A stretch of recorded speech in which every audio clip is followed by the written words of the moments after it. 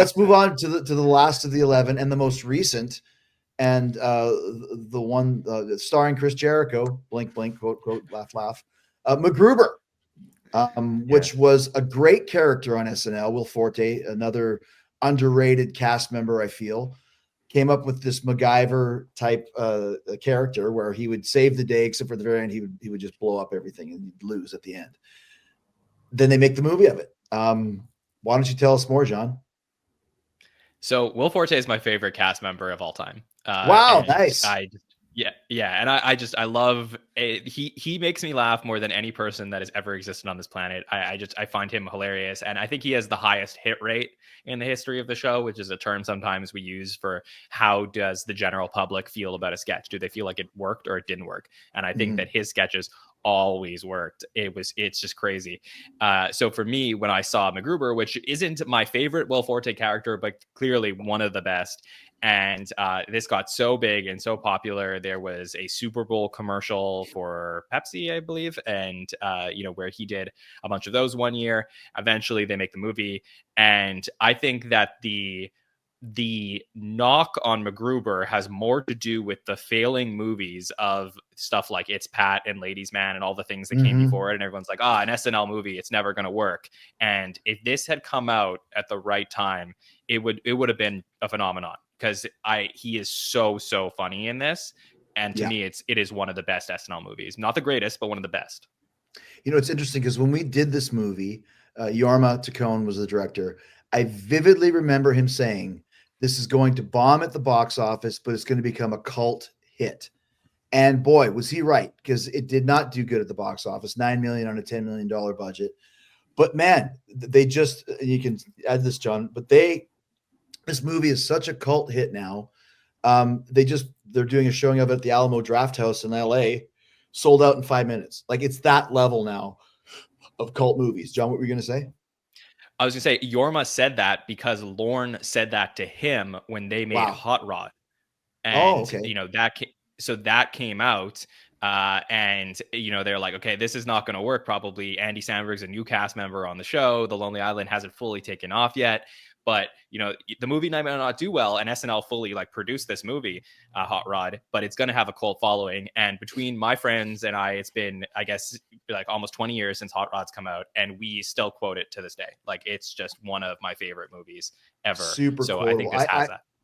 I went to SNL to see Will once, and we went to the after party. It was a Halloween party, and John Mayer came up to me dressed in a stormtrooper outfit, Halloween, and started talking like gibberish to me. I wasn't sure what he was saying. And then I realized he was quoting our scene from MacGruber and verbatim. And I was like, it's the greatest movie of all time.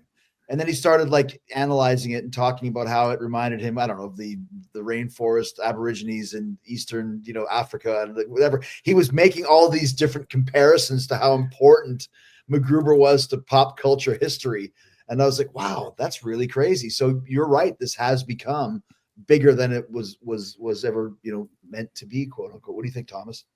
Yeah, this movie's aged so well. And much like John, Will Forte is my favorite cast member of all time, I think. And it's just such a dumb movie. And that's what makes it great. I mean that in the best way possible. It leans into its absurdity, and it sprinkles, it has clever bits. The most hilarious sex scene ever put to film there's two of them, but I'm talking about the Will Forte Kristen Wiig one that just never ceases to make me laugh. The comedy's there. I'm into the story. I like following the story. Ryan Phillippe's it's kind of funny to see him. We have great cameos headlined by Chris Jericho. We also see the Big Show and Kane and all these Mark Henry and all these wrestlers in the movie, which I love. So this is one where I think people were a little cautious, rightfully, after all the bombs of SNL movies. But then this one, I think, caught people off guard, and it's rightfully a cult classic now. It's funny because I just think about whatever the license plate number is, 6782721, 6782721. He's written it thousands of times, and then he shows the guy a cartoon guy pooping on it, and I think the same way that we all did when we were little kids, of a bum and then there's like little circles of poop. Like it's like the greatest thing ever. So fucking funny, man. Like it's so great. What do you think, Bill? Yeah, I mean, this is probably the most underrated movie in the SNL list for sure. It is one of those things I can remember this coming out, and you still had that PTSD from all those movies in the '90s. But yeah, it really hits. There's so many great people in this. I love the fact that they got both Kristen and Maya into it. They never, Maya left the show, so that's why she's no longer in the MacGruber sketches. She died, and she's the ghost wife, and I mean that's such brilliant writing there. And then, I mean, one of the greatest villain names in cinema history, and Dieter von Kunt, right? I mean, it's up there with a lot of vagina. Like this was great. Kilmer was killing it, and you were great in this too. I mean, your scene is great. The whole Rocky Apollo handshake at the end of your scene, it's just fantastic. Yeah. It's interesting because I've told the story before very quickly that part was very small, and I'm a groundling. So I thought, well, Will's a groundling. I'll just start improvising and see if he goes with it. And he did. So that scene became, 8 or 9 lines longer because we just went for it. And then Yarma was like, yeah, do it again. It's great. It's great. It's great. Which then led to Lorne saying, you're really funny. You did a great job. Which then led to, at the time, WrestleMania was coming up.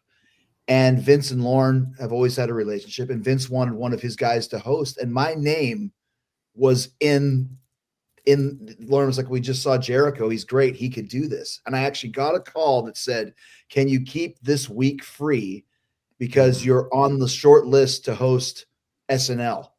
And that's like fucking a truest story. And then they went with freaking Joseph Gordon-Levitt or some bullshit like that. And I was like, so close.